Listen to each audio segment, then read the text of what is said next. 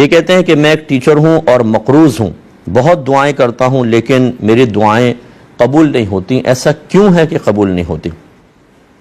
دیکھیں، پہلی بات تو یہ ہے کہ مسئلہ تقدیر کو ہمیشہ ذہن میں رکھیں۔ یہ اس کے لیے یوٹیوب پہ جائیے گا، لکھیے گا تقدیر کا مسائل یا تقدیر کا بیان بائے مفتی اکمل، پورا اس کو ایک دفعہ سن لیں۔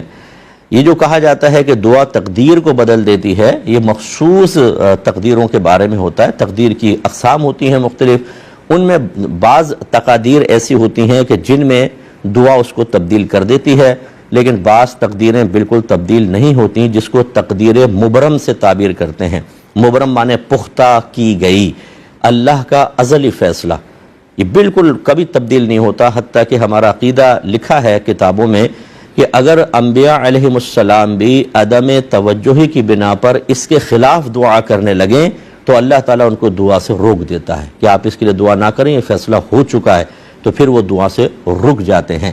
اس لیے آپ اگر دعا کر رہے ہیں تو یار کیوں دعا قبول نہیں ہو رہی، تو ذہن میں رکھیں کہ ضرور اللہ تبارک و تعالیٰ نے ازل سے یہ فیصلہ فرمایا کہ آپ کے ساتھ اس طرح کا جب معاملہ ہوگا آپ دعا کریں گے تو اتنے عرصے تک یہ دعا آپ کی مرضی کے موافق قبول نہیں ہوگی، یا ہوگی ہی نہیں، یا ہوگی ایک خاص ٹائم پر جا کر ہوگی۔ اس لیے آپ مایوس نہ ہوں، ہمت کر کے دعا کرتے رہیں۔ پہلی بات تو یہ۔ دوسری بات یہ ہے کہ دعا کی قبولیت یا عدم قبولیت، مقبول ہونا یا نہ ہونا، اس کی تین صورتیں ہوتی ہیں۔ مقبول نہ ہو، پہلے ہونے کی صورت کر لیں، پھر نہ ہونے کی آپ کو خود بخود سمجھ میں آئے گی۔ کہ کبھی تو ایسا ہوتا ہے جب ہم دعا مانگتے ہیں تو جو ہم مانگ رہے ہیں اللہ تعالیٰ وہی دے دیتا ہے، یہ دعا قبول ہو گئی۔ کبھی ایسا ہوتا ہے کہ جو ہم مانگ رہے ہیں وہ ہمارے حق میں بہتر نہیں ہوتا لیکن ہمیں نہیں پتا ہوتا، تو اللہ تبارک و تعالیٰ اس کو نہیں دیتا بلکہ اس کے بدلے کوئی اور چیز عطا فرما دیتا ہے۔ تو آپ دیکھیں کہ بعض اوقات ہم کوئی چیز مانگ رہے ہوتے ہیں وہ نہیں ملتی، بغیر مانگے بہت سی چیزیں مل جاتی ہیں۔ یہ بھی قبولیت کی ایک علامت ہے یا ایک اللہ تعالیٰ کی طرف سے قبولیت کی ایک نشانی بنائی گئی ہے۔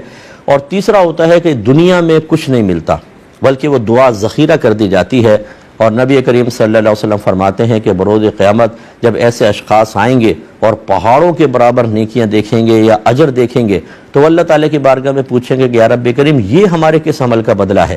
تو اللہ تعالیٰ فرمائے گا یہ وہ دعائیں ہیں، ان دعاؤں کا بدلہ ہے جو دنیا میں نے کسی مصلحت کی بنا پر قبول نہیں کی تھیں، یعنی ان کی جو قبولیت کا ثمر تھا وہ آج اس اجر کی صورت میں تمہارے سامنے ظاہر ہو رہا ہے۔ تو اگر ان تین ذرائع میں سے کوئی ایک پایا گیا تو سمجھ لیں آپ کی دعا مقبول، اور اگر دنیا میں مرضی کے موافق نہیں ملا، متبادل بھی نہیں ملا، اور آخرت میں بھی اللہ کچھ نہیں دے گا، یہ دعا کے قبول نہ ہونے کی علامت اور نشانی دلیل ہے۔ اب ہمیں نہیں پتا ہوتا کہ ہماری یہ دعا اگر مرضی کے موافق مل گیا تو ٹھیک، نہیں ملا دوسری کوئی چیز ملی تو ہمیں شعور نہیں ہوتا، نہ ہم کنفرم کہہ سکتے ہیں کہ یہ دعا کے بدلے میں یہ ملی ہوگی، اور آخرت کو تو ہمیں پتہ ہی نہیں۔ اس کا مطلب یہ ہے کہ اللہ تعالیٰ کی رضا پر راضی رہتے ہوئے صبر و تحمل کے ساتھ سنت کے مطابق ذرائع اختیار کرنے کی کوشش جاری رکھیں، ورنہ بہت مایوسی ہوتی ہے۔ لیکن اگر اللہ تعالیٰ اپنی مصلحت کاملہ کی بنا پر آپ کی مرضی کے موافق فوری طور پہ کوئی بدلہ نہیں دیتا تو اللہ سے مایوس ہونا اور یہ سمجھنا کہ میری دعا تو قبول ہی نہیں ہوتی، یہ بالکل ٹھیک نہیں ہے۔ امید ہے کہ آپ کافی بات سمجھ گئے ہوں گے۔